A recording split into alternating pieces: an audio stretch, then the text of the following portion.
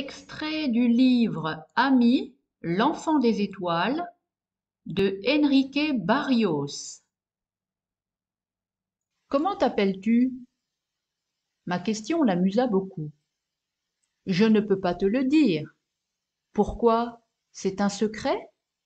Allons donc, rien n'est secret. C'est seulement que ces sons n'existent pas dans ta langue. Quels sons? Les sons de mon nom. Cela me surprit. J'avais supposé qu'il parlait la même langue que moi, mais avec un accent différent. Alors, comment as-tu appris à parler ma langue? Je ne la parle pas et je ne la comprends pas, à moins que j'utilise ceci. Il prit un appareil attaché à sa ceinture. C'est un traducteur. Cette petite boîte explore ton cerveau à la vitesse de la lumière et me transmet ce que tu as l'intention de dire. C'est ainsi que je peux te comprendre et lorsque je veux dire quelque chose, l'appareil me fait bouger les lèvres et la langue comme tu le ferais. Enfin, presque comme toi. Rien n'est parfait.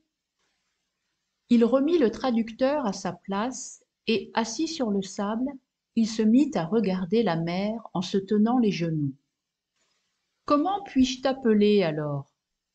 Tu peux m'appeler ami, parce que c'est ce que je suis, l'ami de tous. Et moi je vais t'appeler Pedrito. Est-ce que cela te va? D'accord, c'est parfait, Pedrito. Et pour sceller cette grande et nouvelle amitié, nous nous donnâmes la main. Comment s'appelle ta planète? Hum, Impossible, encore une fois. Il n'y a pas d'équivalence de son dans ta langue, mais elle est quelque part par là. Il pointa dans la direction de quelques étoiles en souriant. Pendant qu'Ami observait le ciel, je me suis mise à songer aux films d'envahisseurs extraterrestres que j'avais si souvent vus à la télévision. Quand allez-vous nous envahir? Ma question l'amusa. Pourquoi penses-tu que nous allons envahir la Terre? Je ne sais pas. Dans les films, tous les extraterrestres envahissent la Terre. Ne le font-ils pas tous? Cette fois, son rire était tellement joyeux que je me mis à rire moi aussi. Par la suite, j'essayai quand même de me justifier. Est-ce que tu connais la télé? Bien sûr, la télévision. Jetons donc un coup d'œil sur un film d'envahisseurs. De la boucle de sa ceinture, il sortit un autre appareil. Il appuya sur un bouton et un écran alluma un point. C'était un téléviseur couleur avec une image extrêmement claire. Il changea les canaux avec rapidité. Dans notre région, nous pouvons seulement capter 2 canaux sur les téléviseurs, mais à ma grande surprise, cet appareil pouvait capter une multitude d'émissions, des films, des programmes en direct, des nouvelles, des spots commerciaux, tous en différentes langues et animés par des personnes de différentes races. Les films d'envahisseurs sont ridicules, me dit Ami en riant. Combien de canaux captes-tu sur ton appareil? Tous ceux qui sont transmis présentement sur ta planète. Mon appareil reçoit des signaux captés par notre satellite qui les amplifie.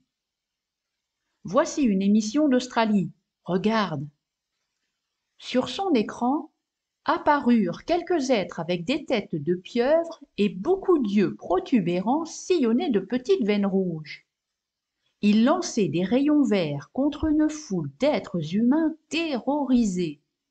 Mon ami paraissait s'amuser beaucoup en regardant ce film. Quelle absurdité! C'est une vraie comédie. Ne trouves-tu pas? Non, pourquoi? Parce que ces monstres n'existent que dans l'imagination désordonnée de ceux qui inventent ces films. Je n'étais pas convaincu. Depuis plusieurs années, je voyais toutes sortes d'êtres de l'espace, pervers et effrayants. Comment aurais-je pu les chasser du revers de la main? Ici, même sur Terre, il y a des iguanes, des crocodiles, des pieuvres. Pourquoi il n'en existerait pas dans d'autres mondes et ne passerait-il pas dans le nôtre? Ah, cela! Bien sûr qu'il y en a, mais ils ne construisent pas de pistolets à rayons. Ils sont comme ceux d'ici, des animaux. Ils ne sont pas intelligents. Il existe peut-être des mondes où les êtres sont intelligents et méchants. Intelligents et méchants, ami riait à gorge déployée. C'est comme si on disait bon mauvais. Je ne comprenais pas. Et ces scientifiques fous et pervers qui inventent des armes pour détruire le monde, ceux contre qui luttent Batman et le surhomme. Ami capta ma pensée et répondit en riant. Ceux-là ne sont pas intelligents, ils sont fous.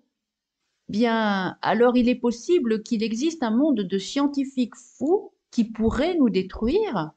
À l'exception de ceux de la Terre, impossible. Pourquoi? Parce que s'ils sont fous, ils commencent d'abord par se détruire eux-mêmes. Ils ne parviennent pas à obtenir le niveau scientifique nécessaire pour quitter leur planète et partir envahir d'autres mondes. Il est plus facile de construire des bombes que des vaisseaux intergalactiques.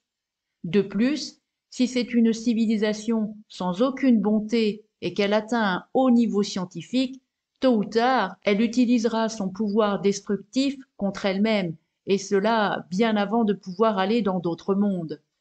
Sur certaines planètes, ils pourraient survivre par hasard. Par hasard? Dans ma langue, ce mot n'existe pas. Que signifie par hasard? Je dus lui donner plusieurs exemples avant qu'il comprenne. Lorsqu'il y parvint, cela l'amusa. Il expliqua que tout était relié, mais que nous ne comprenions pas la loi qui unit toutes les choses ou que nous ne voulons pas la voir. Si, comme tu le dis, il y a tellement de millions de mondes, il pourrait bien y en avoir des malveillants qui parviendraient à survivre sans se détruire. Je continuais à penser à la possibilité d'envahisseurs. Ami essaya de me faire comprendre. Imagine que plusieurs personnes doivent prendre à tour de rôle une barre de fer chauffée à blanc dans leurs mains nues. Quelles seraient les probabilités que certaines d'entre elles ne se brûlent pas? Aucune. Toutes se brûleraient. De la même façon, tous les méchants s'autodétruisent, à moins qu'ils ne parviennent à laisser de côté leur méchanceté. Personne ne peut échapper à la loi qui régit ce phénomène. Quelle loi?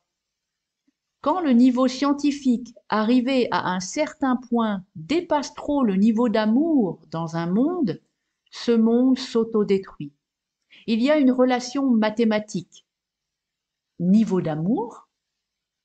Je pouvais très bien comprendre ce qu'est le niveau scientifique d'une planète, mais je ne comprenais pas ce qu'est le niveau d'amour. Certaines personnes éprouvent beaucoup de difficultés à comprendre ce qui est pourtant très simple. L'amour est une force, une vibration, une énergie dont les effets peuvent être mesurés par nos instruments. Si le niveau d'amour d'un monde est bas, il en résulte des calamités, de la haine, de la violence, de la discorde, des guerres, etc. Un niveau dangereusement élevé de capacité destructrice. Me comprends-tu, Pedrito? Pas tellement, non. Qu'essaies-tu de me faire comprendre? Je dois te dire beaucoup de choses, mais je dois le faire progressivement. Commençons par tes doutes. Je ne pouvais pas encore croire qu'il n'existait pas de monstres envahisseurs. Je lui parlais d'un film dans lequel quelques lézards extraterrestres dominaient plusieurs planètes, car ils étaient très bien organisés. Il m'expliqua. Sans amour, il ne peut exister d'organisation durable, car dans ce cas, ils doivent obliger et forcer les gens. Il se produit donc des rébellions, des divisions et de la destruction. Il y a une seule forme universelle et parfaite d'organisation capable de garantir la survivance, et elle se développe naturellement lorsqu'une civilisation se rapproche de l'amour, lorsqu'elle évolue. Les mondes qui la constituent sont évolués, civilisés, et ne font de mal à personne. Aucune autre alternative n'existe dans tout l'univers. Une intelligence plus grande que la nôtre est à l'origine de tout cela. Je n'arrivais toujours pas à comprendre. Par la suite, il parvint à mieux m'expliquer tout cela, mais pour le moment je continuais à avoir des doutes sur la réalité des monstres intelligents et méchants. Trop de télévision. Les monstres que nous imaginons sont à l'intérieur de nous-mêmes. Tant que nous ne les abandonnerons pas, nous ne mériterons pas d'atteindre les merveilles de l'univers. Les méchants ne sont ni bons ni intelligents. Et ces femmes très belles, mais méchantes qu'on voit dans les films, ou elles ne sont pas belles, ou elles ne sont pas méchantes. La véritable intelligence, la bonté, la beauté vont de pair. Tout est conséquence du même processus évolutif vers l'amour. Alors, essaies-tu de me dire qu'il n'y a pas de monde mauvais dans l'univers excepté ici sur la Terre? Bien sûr qu'il y en a. Il existe des mondes où tu ne pourrais même pas survivre une demi-heure, même ici sur la Terre. Ce fut le cas il y a 1 million d'années. Il y a des mondes habités par de véritables monstres humains. Tu vois, j'étais triomphant. Tu le reconnais toi-même, j'avais raison. C'est à ces monstres que je faisais allusion. Oh, ne crains rien, ceux-là sont situés en bas dans l'échelle de l'évolution et non en haut. Ils habitent des mondes beaucoup plus arriérés que celui-ci et leur intelligence ne leur permet pas de découvrir la route. Ils ne pourront donc pas arriver jusqu'ici. C'est rassurant. Alors malgré tout, nous les terriens, nous ne sommes pas les plus méchants de l'univers. Non, mais tu es l'un des plus idiots de la galaxie. Nous avons ri comme de bons amis. Bonjour à tous, voici maintenant le vocabulaire en images. Ceinture,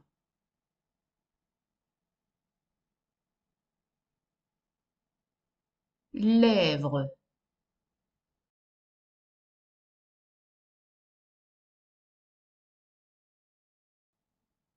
pieuvre,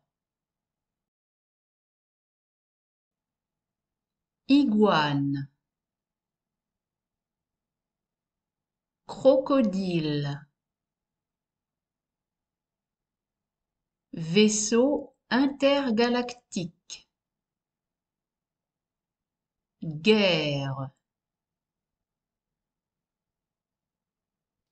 Extrait de texte pour vous entraîner à la lecture.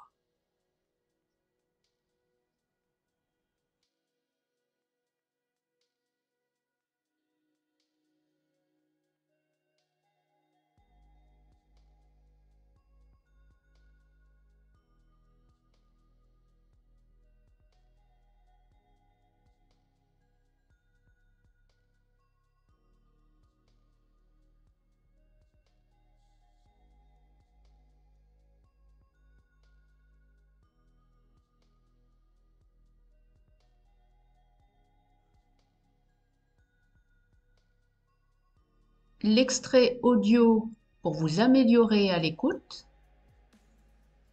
Intelligent et méchant, Ami riait à gorge déployée. C'est comme si on disait bon mauvais. Je ne comprenais pas. Et ces scientifiques fous et pervers qui inventent des armes pour détruire le monde, ceux contre qui luttent Batman et le surhomme. Ami capta ma pensée et répondit en riant. Ceux-là ne sont pas intelligents, ils sont fous. Bien, alors il est possible qu'il existe un monde de scientifiques fous qui pourraient nous détruire? À l'exception de ceux de la Terre, impossible. J'espère que cette histoire vous a intéressé. Je vous propose de vous abonner à la chaîne pour avoir accès aux prochaines vidéos. En attendant, je vous propose d'écouter d'autres histoires et je vous souhaite de vivre une excellente journée.